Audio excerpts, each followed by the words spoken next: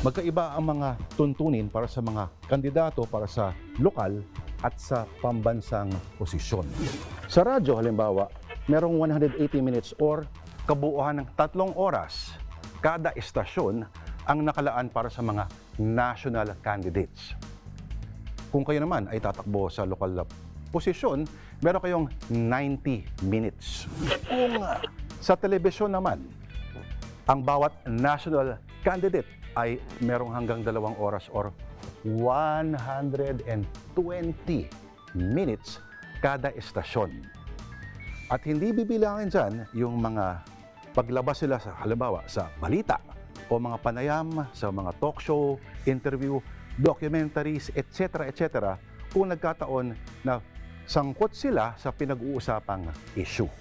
Sa printed material naman, kunyari sa mga leaflet, hindi dapat lalagpas ng 8.5 sa lapad at 14 inches naman sa haba ang bawat printed material. Hindi gaya sa Amerika na pwede ang negative ads na may tira sa kalaban. Sa Omnibus Election Code, bawal din ang material na naninira ng sino mang kumakandidato. Pero na lang kung lagyan ng pangalan ng nagpagawa at ang media business na pinagawan. Pero teka, radyo, TV, dyaryo, di ba yan pa yung gamit sa kuweba ng mga lolo nyo? Kaya ito, noong Setyembre 2024 lang naglabas ang COMELEC ng mga panuntunan para sa online at social media. At sa pagpaparehiso ng website o account, ito ang mga kailangan mong isubmit. Ang dami, no? At hindi pa nagtatapos yan. Matapos ang approval ng COMELEC, reviewin pa raw yan ng Task Force KKK sa halalan. Ang bagong biloong sakay na magmamanman kung may mga pagmamalabis o disinformasyon sa mga kampanya.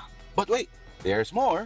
Bawal din ang gumamit ng tinatawag na fake amplifiers gaya ng mga peking sockbait accounts, bots at mga deepfakes. Ayos ba? Ang dali lang, di ba? So ano pa hinihintay mo? Takbo na! Mga kapatid, Cheryl Cosim po, huwag maging huli at maging una sa lahat sa balitaan.